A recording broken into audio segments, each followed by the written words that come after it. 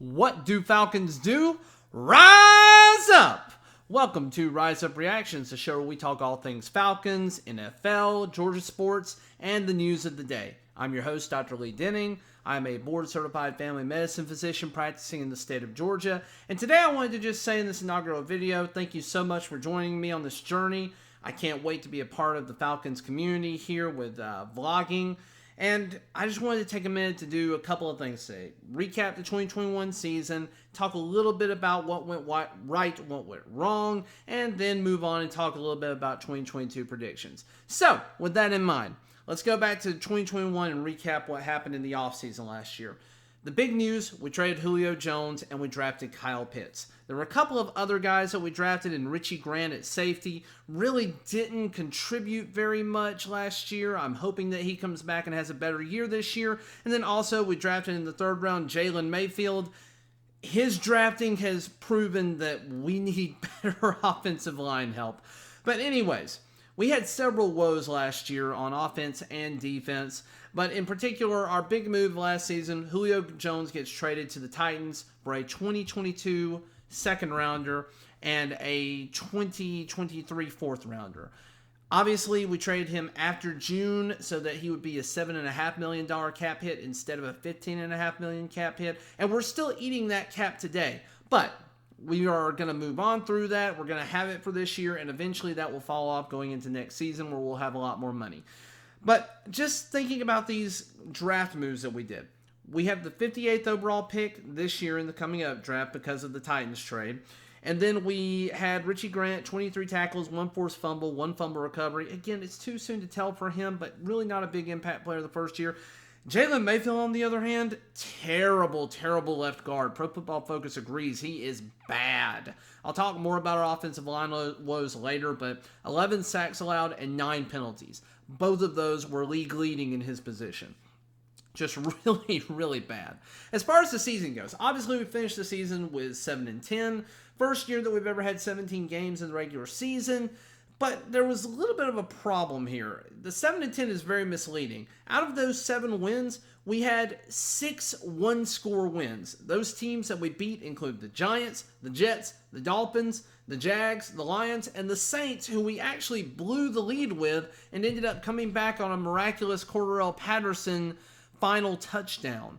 Sorry, not final touchdown, but final play to get out of bounds to set us up for a Younghoe Koo field goal. I was there. I kept telling people that we were going to blow this, but, the Saints fans didn't believe me at the time until it was all over. But anyways, all those were one-score wins, and almost every one of those teams is picking ahead of us in the draft this year. Our one victory that was by more than a score, and I apologize, I do have a cat, was against the Carolina Panthers, and we only beat them by 8 points, and it was an ugly game. As far as our losses go, we only had two games that were one-score losses, and those were against the Washington Commanders, forever to be known as the Commies, and one of those was to the Carolina Panthers, who are picking slightly ahead of us at number 6 overall and not number 8 overall. Now, if we play the what-if game, what if we lose to the Giants, which we could have, and what if we lose both games to Carolina? Well, now we are picking ahead of both of those teams, and we actually are at 5. I would argue that that's a better position to be in than 8 this year, particularly with the talent on defense. However, we didn't end up in that position, so there's no use in crying over spilt milk. Moving on to my predictions for 2022 and kind of talk about the offseason here. So far, what's happened? Calvin Ridley's gotten suspended for the entire year. I'm going to make a separate video on him. But really, he was never going to play again for us anyway, and we were actively looking to trade him. All of that is completely out the window now. We have no leverage and no value to do anything with him. As far as other news, we were in the Deshaun Watson trade talks at one point in time. It was between Cleveland, Carolina, the Saints, and us. Now, as far as his allegations go, 23 women have come forward and said that he performed some sort of sexual misconduct against them. Criminally, it doesn't look like he is going to face any consequences. Civil, who knows? And the NFL has yet to make a ruling on what his actual suspension will be, but it does look like it's not going to happen until the 2023 season. So the Browns are going to come out okay this year with him on their team. We do have to play them once in a blue moon. One of those blue moons is this year.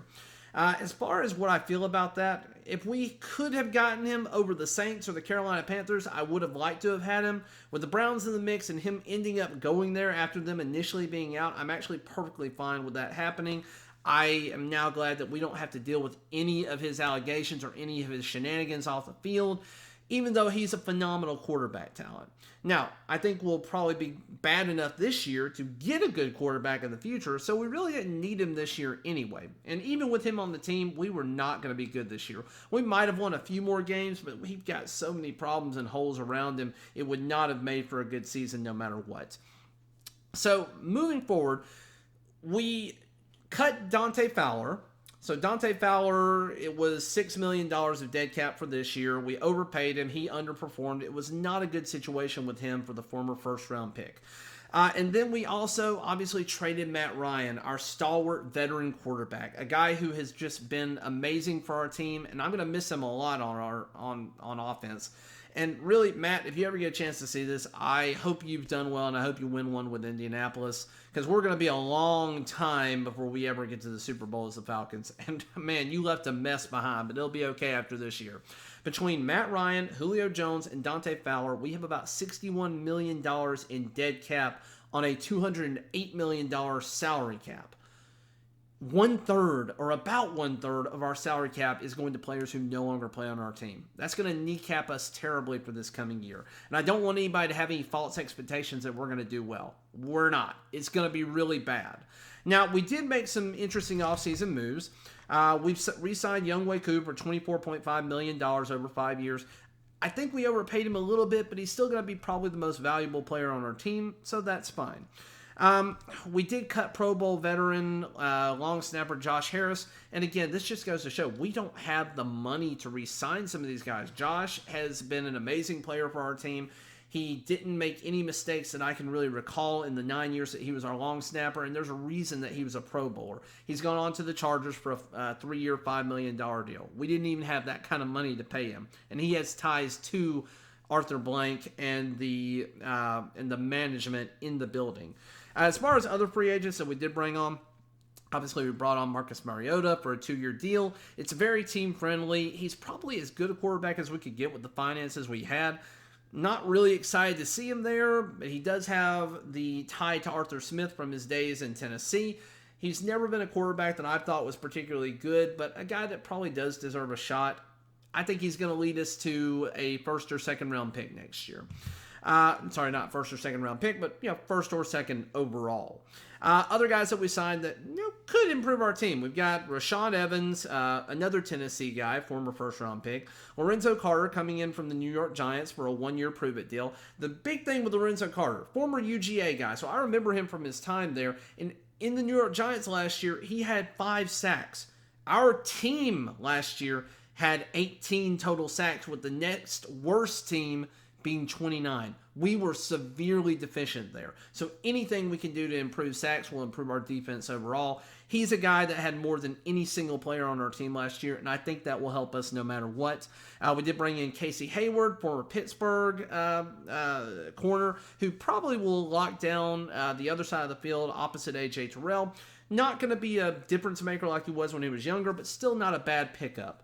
And he's with us for a couple of years. Eric Harris, we brought back, former Las Vegas Raider. Last year he was on our team and really didn't make much difference, but again, a depth piece. And one of the guys that I'm really excited about for this coming season is Damian Williams off of the Kansas City Chiefs, coming in at running back. We re-signed Cordarrelle Patterson for a 2-year deal, very team-friendly. I'm very happy for him to end his career in Atlanta on that 2 years, but he does not need to be our running back at 31, 32 years old.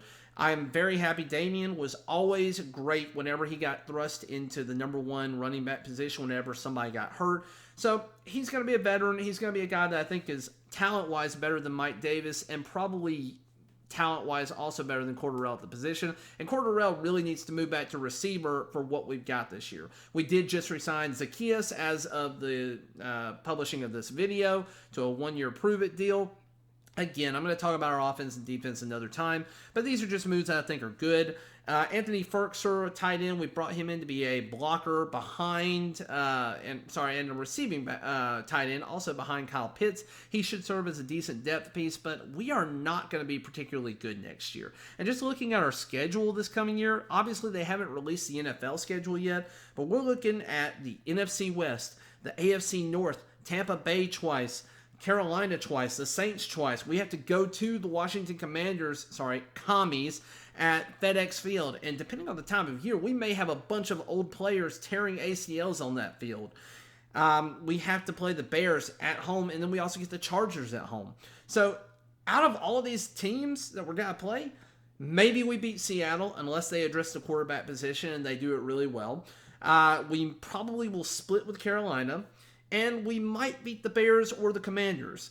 I don't know if that's realistic, but that's kind of where I see our season going here. So, honest prediction, best case scenario, 5-12 or 6-11. 5-12 seems like our ceiling, just at least on paper here, unless something crazy comes together and we make a big run this year. Worst case scenario, looking at our schedule, again, I could easily make a case for 0-17, though I certainly don't want to be the first team in NFL history to go 0-17. Most likely, we'll probably go 3-14. Again, I could see us splitting with Carolina. Even though we have to go to Seattle, they're a little bit of a mess right now, so we could win that game. And then we're probably going to beat the Commanders or the Bears. And again, we could probably beat Carolina twice, though I don't look for that to happen. We'll probably split with them.